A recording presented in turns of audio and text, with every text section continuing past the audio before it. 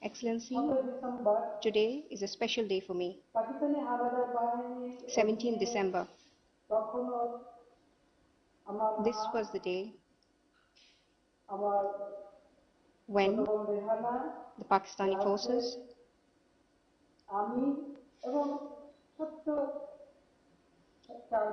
my mother, my sister, my brother, we were all incarcerated. Colonel Ashok Tara, who was a major at that time, on the morning of 17 December,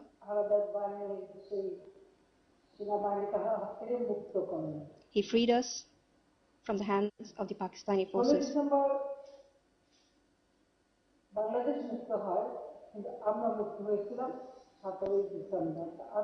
16 December, Bangladesh was free, but we were free on 7th of December. I express my gratitude to the Colonel, to the people of India, to the Mukti Bahini.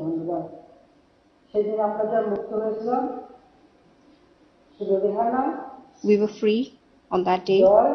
Only my sister Rihanna, Joy, and myself, we are alive today.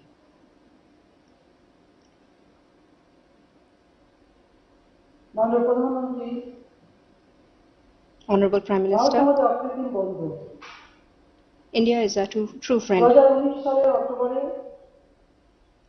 In October 2019, at the Grand Hyderabad House in New Delhi, we met last,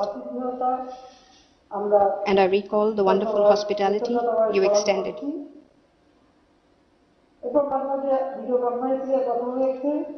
We have spoken in between, over video conference, a number of times in between. Much has changed since then. The world has witnessed an upheaval, and mankind's ability to counter the unknown has been put to the test. Millions of lives have been lost, livelihoods destroyed, economies slowed down, societies disrupted. Perhaps the most stark manifestation of the COVID-19 pandemic is that people-to-people contacts have been forced to a standstill. Our hopes to welcome you in Dhaka earlier this year could not be fulfilled.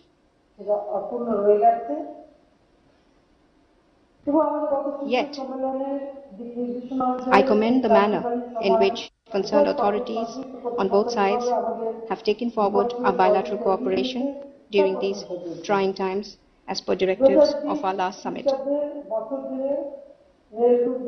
Throughout 2020, we have witnessed a number of initiatives such as trade through rail routes, high-level visits and meetings, capacity building initiatives, the first trial run of Indian cargo from Kolkata to northeast of India, and of course, cooperation on COVID-19.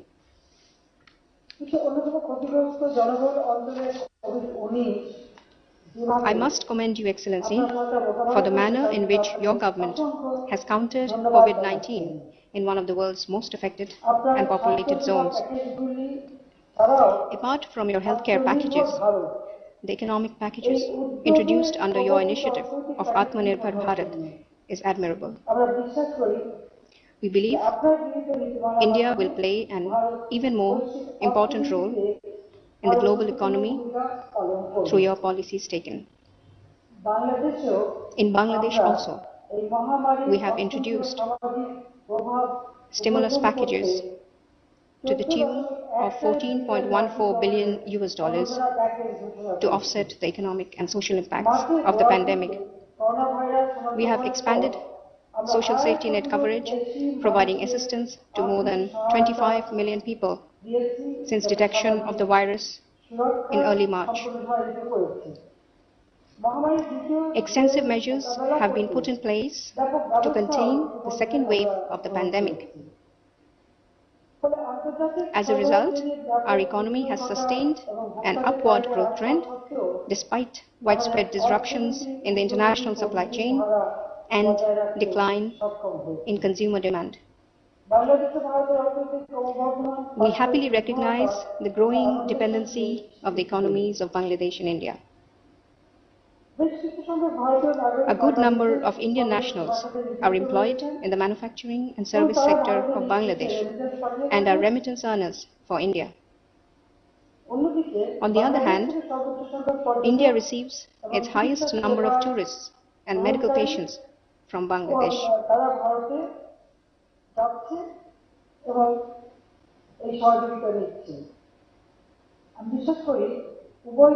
I believe both our countries can move up the global and regional value chains by further integrating our economies, taking advantage of available synergies. Our ongoing connectivity initiatives are catalysts in this regard. A prime example is the resumption of Chilahati-Holdibari rail link, which we will inaugurate today. Honorable Prime Minister, our relations have embarked on a landmark moment. Bangladesh is on the verge of celebrating 50 years as an independent nation. Bangladesh and India are also stepping into the 50th year of establishment of diplomatic relations. Further, we are celebrating the 100th birth anniversary of the father of the nation, Bangabandhu Sheikh Mujibur Rahman. Just a few months ago, we concluded celebrations of the 150th birth anniversary of your father of the nation, Mahatma Gandhi. In Bangladesh, we released a special postal stamp as a mark of tribute to Bapuji. I understand today we will be inaugurating a stamp issued by the Postal Department of India in honor of Bangabandhu. I convey my sincere gratitude to you and your government for so spontaneously coming together to mark these important occasions with joint celebrations. We have chalked out joint programs throughout the coming year in cities worldwide to commemorate our inseparable linkages in Bangladesh's liberation war of 1971. The crowning glory of our joint commemoration would be your presence in Dhaka for the celebrations on 26 March 2021. I thank you.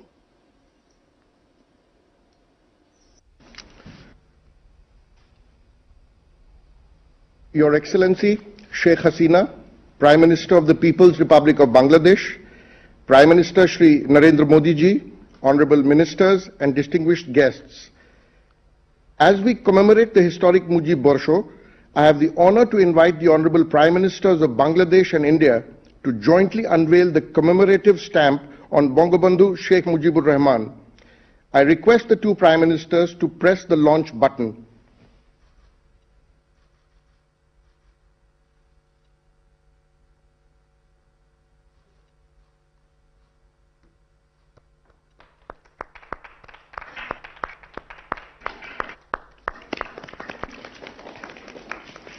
Excellencies, to honor the contributions of the two of the greatest leaders of the last century, Mahatma Gandhi and Bangabandhu Sheikh Mujibur Rahman, I request both the Prime Ministers to jointly inaugurate the Bangabandhu Bapu digital exhibition by pressing the launch button.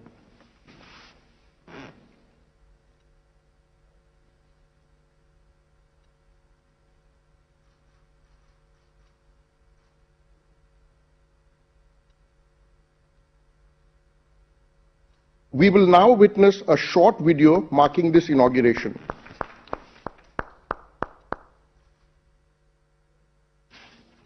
Two extraordinary men at different times in history changed the destiny of their people.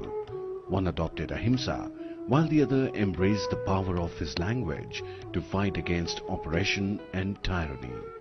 Their iconic struggle and conviction led to the liberation of their countries from the inhuman, despotic and ruthless forces.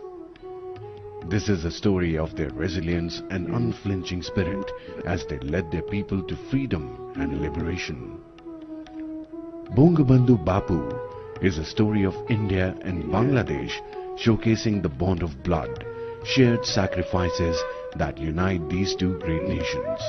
Bangabandhu Bapu digital exhibition is curated with 21 walls of information and over 100 points of digital engagement. The experience begins with the introduction wall that highlights the theme of the exhibition and the exemplary status of these two inspiring leaders in the eyes of the world via testimonials. Some of the noteworthy installations are the meeting wall, based on the day the two leaders met in August 1947. It displays probably the only photo in the world that has both Bangabandhu and Bapu in one frame. A holographic time machine layers historical photos with a timeline and provides a unique interface to the users to reference their time and lives. The Salt March led by Mahatma Gandhi is considered by the Time magazine to be amongst the three most important movements in the modern history, while the Bangabandhu speech of 7th March is in the memory of the World Register of UNESCO. Jallianwala Bagh and the Genocide Tunnel. The pain, suffering and the agony endured by the people are presented through the Jallianwala Bagh and the Genocide Tunnel. The brutal use of force by General Dyer in Jallianwala Bagh and the Pakistani army was to suppress the legitimate movement of people against subjugation, brutality and violence. The Triangle of Engagement provides a 360-degree view of the historic locations, a robotic signature of Bangabandhu and Bapu, and the favorite music of the two leaders being played in the background. The exhibition speaks the language of today, that is, technology, and provides a unique experience to the visitors. It encourages the youth to emulate the inspiring values of the two great leaders, respect the sacrifices of the martyrs, and appreciate the spirit of freedom that we all enjoy today. Bangabandhu Bapu, a shared vision of India and Bangladesh.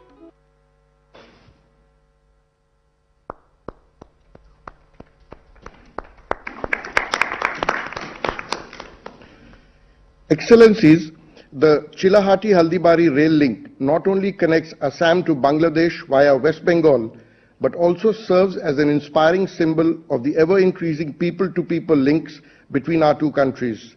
It is my privilege to invite both the Prime Ministers to jointly inaugurate this project by pressing the launch button.